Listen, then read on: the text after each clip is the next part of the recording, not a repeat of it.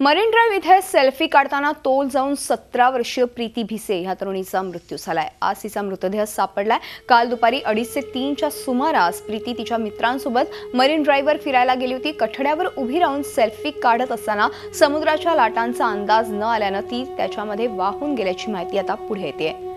आजही मरीन ड्राईव्हवरती अनेक कॉलेज तरुणी लाटांचा आनंद लुटताना दिसत आहेत।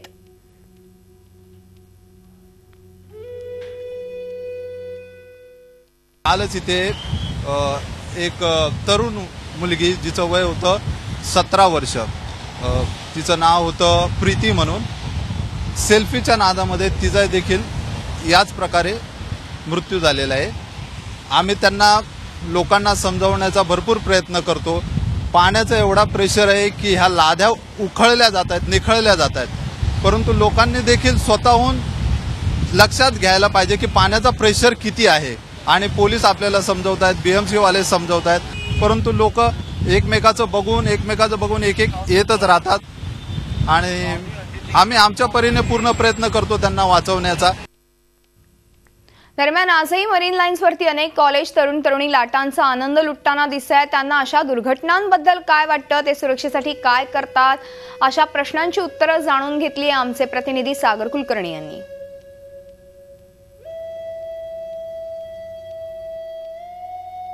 मरीन ड्राईव्हला पावसाळ्याच्या दिवसात आनंद पावसांचा लुटताना वाऱ्याची गती आणि याचा सगळा अंदाज घ्यायला हवाय। काही तरुण आपल्या समोर आहेत जे सेल्फीची प्रचंड क्रेज आहे त्यांना। बेसिक इथे एवढं पाऊस आहे, एवढी वारा आहे वगैरे, त्यावेळी काल घटनाही झाली, एकाचा मृत्यूही झाला, त्यामध्ये मुलगी कॉलेजची होती, तरी सेल्फीची क्रेज का आहे इतकी? Selfie is in memories create होता है, बट अगर राइट विथ प्रिकॉशन्स अगर लेंगे तो फिर it would be better. Photo selfie का काढावे वाटतं तिथे एवढे आठवणी असतात त्याच्यामध्ये, आणि फक्त हे टॅग वगैरे करायला आणि थोडं सांभाळून काढावे लागते कधी कधी। पण हे जीवावर बेतल असं दिसतं। काही घटना यापूर्वी मुंबईमध्ये घडल्या आहेत, मृत्यू होतो फोटो सेल्फीच्या नादात।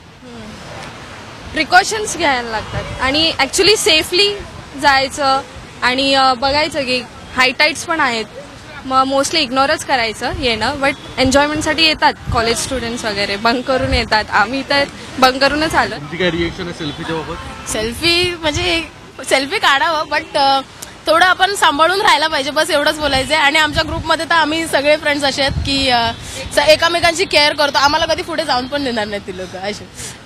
म्हणजे सेल्फी काढा, पण स्वतःच्या जीवावर बेतेल अशी सेल्फी काढू नका, एवढंच मला सांगायचं बस। सर्वसाधारणपणे सेल्फीची क्रेज आहे तरुणांमध्ये, पण ती जीवावर बेततीये हेही ध्यानात घ्यायला हवंय। व्हिडिओ जर्नलिस्ट सोमेशसह सागर कुलकर्णी, झी मीडिया, मुंबई।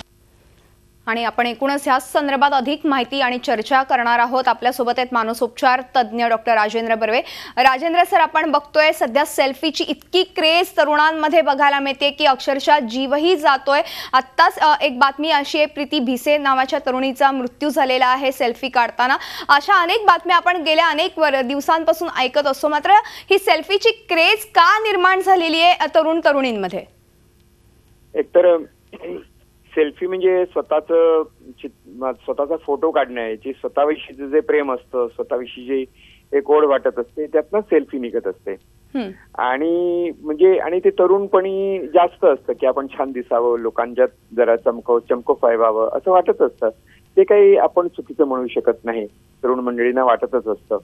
पण महत्वाची गोष्ट आहे की ही सगळं पुढे फेसबुकवरती अपलोड करा, ट्विटर करा किंवा इंस्टाग्रामवर टाका, म्हणजे 4 चौघामध्ये लगेच आपण जास्त चमकू अशी पण इच्छा असते। म्हणजे फक्त मलाच त्याचा फोटोचा आनंद मिळावा असं नसून माझी 4 लोकात व्हावा व्हावी आणि मला जास्त लाईक्स मिळावे अशी पण त्याच्या मागची इच्छा असते। आणि एकूणच असं आत्मकेंद्री, व्यक्तिकेंद्री जर सगळं आपलं जीवन होत चाललंय, त्यातलंच हे एक स्पष्ट गोष्ट दिसणारी आहे या सेल्फीच्या माध्यमातून। दुसरं असं आहे की अशा प्रकारचं जे वातावरण असतं जिथे खूप वारा आहे, लाटा येत आहेत, आपल्या बरोबरचे मित्रमैत्रिणी आहेत, सगळे एकमेकांना खूप उत्साहित करत आहेत, आणि त्यावेळेला आपण जरा माइंडलेस होतो, म्हणजे आपलं भान राहत नाही। आपल्याला कळत असतं काय चाललंय ते, पण आपण काय करतोय आणि किती रिस्क घेतोय ह्याचं आपल्याला भान राहत नाही। प्रश्न कसा आहे की आपल्याला सगळं माहिती असतं। आता पण आपल्या मैत्रिणी म्हणाल्या की आम्ही सेफली जातो, पण हे आपण तिथे जाईपर्यंत बोलत असतो, पण तिकडे गेल्यानंतर त्या सगळ्या वातावरणामुळे आपण पटकन माइंडलेस होतो आणि माइंडफुल राहायला पाहिजे, तरच आपण अशा गोष्टीपासून स्वतःला वाचवू शकतो. आणि असं माइंडफुल राहणं हे तरुण पिढीला फारसं झेपत नाही. त्या जास्त इम्पल्सिव्ह असतात, पटकन सणक आली की तसं करायचं आणि त्याचप्रमाणे ताबडतोब ते इंस्टाग्रामवर जायचं. आपण घरी पोहोचेपर्यंत आपल्याला 4-5 लोकांच्या तरी 10-12-100 लोकांच्या तरी लाईक्स मिळायला पाहिजेत अशी इच्छा असते. त्यामुळे हे तरुण लोकांना वाटतं, फक्त तरुणांनाच वाटतं असं नाही, सर्व प्रकारच्या वयातल्या मंडळींना हे जास्त वाटतं. पुढे पोक्तपणा आल्यानंतर जर आपण जास्त आपली ही जी इम्पल्सिव्ह ऍक्शन असते ती जरा कंट्रोलमध्ये येते. बरोबर बरोबर. धन्यवाद या संपूर्ण चर्चेबद्दल. सेल्फी काढा, मात्र जीवावर बेतून काढू नका.